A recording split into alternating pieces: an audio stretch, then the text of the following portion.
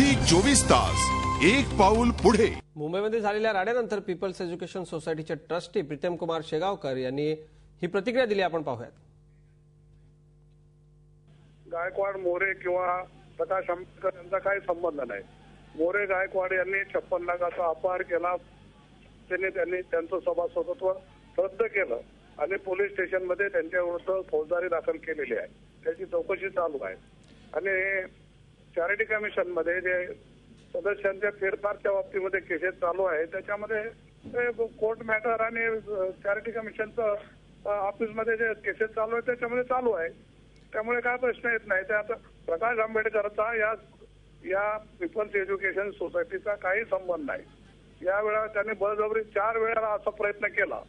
आज जसा त्यांनी प्रयत्न केला या ठिकाणी घुसण्याचा तसा असा 4 वेळा त्यांनी प्रयत्न केलेला आहे। परंतु कायदेशीर दृष्ट्या ते संस्थेचे कधी सदस्य होण्याचा त्यांनी प्रयत्न केला नाही। दबाव टाकूनच ही संस्था ताब्यात घेण्याचा त्यांनी प्रयत्न केला। तशी भारतीय बौद्ध महासभा त्यांनी बळजबरीने ताब्यात घेतली। भारतीय बौद्ध महासभेचं पण असंच आहे की हा जो प्रकार त्यांनी केला तसाच भारतीय बौद्ध महासभेचा केलाय। अधिकृतपणे भारतीय बौद्ध महासभेचे मिरज आंबेडकर अध्यक्ष नाहीत आणि ती संस्था त्यांची रद्द केलेली आहे भारतीय बौद्ध महासभा। तरी ते भारतीय बौद्ध महासभेचं नाव वापरतात। झी 24 तास एक पाऊल पुढे।